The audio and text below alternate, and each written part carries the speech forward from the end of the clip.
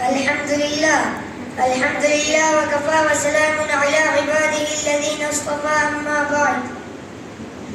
سبحان الذي أسرى بعبده ليلا من المسجد الحرام إلى المسجد الأقصى. صدق الله العظيم.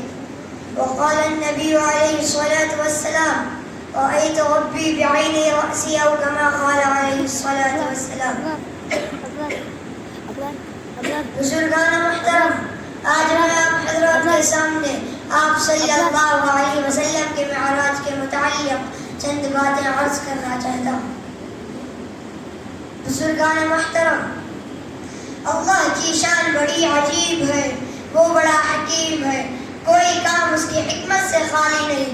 اللہ تعالیٰ اپنی قدرت کو ظاہر کرنے کے لیے نبیوں سے ایسے کام کراتا ہے جو عام انسان نہیں کر سکتا.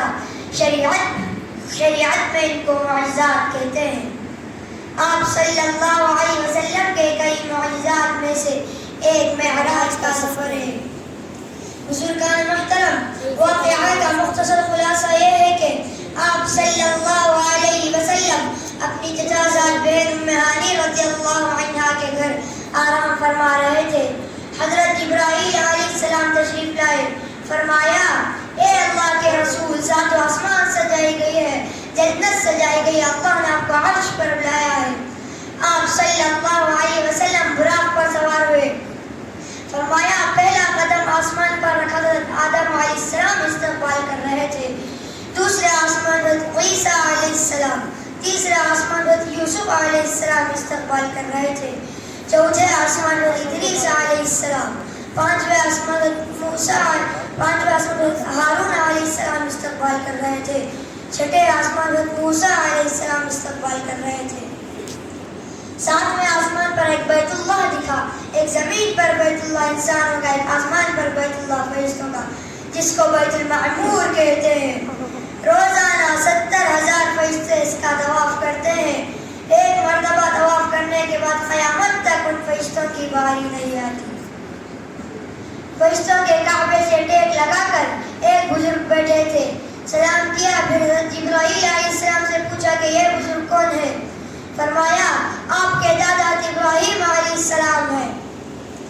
پھر سدرۃ المنتہا پر حضرت جبرائیل علیہ السلام رک گئے. فرمایا: اے اللہ کے رسول، اب آگے تشریف لے جائیں، مجھے صرف یہاں تک کی اجازت ہے، آگے ایک قدم بھی بڑھوں تو میرے پر جل جائیں گے. پھر اللہ نے عرش کے 70,000 پردوں کو ہٹا کر اپنے قریب بلایا، اپنا دیدار کرایا.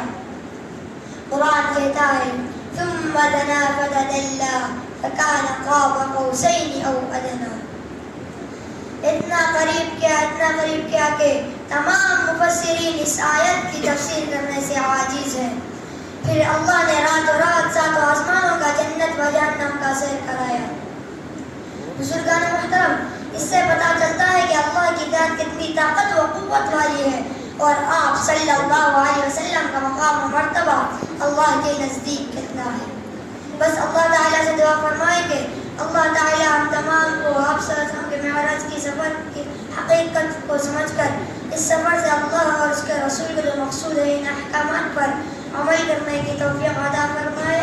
آمین. وآخر دعوانا الحمد للہ رب العالمین.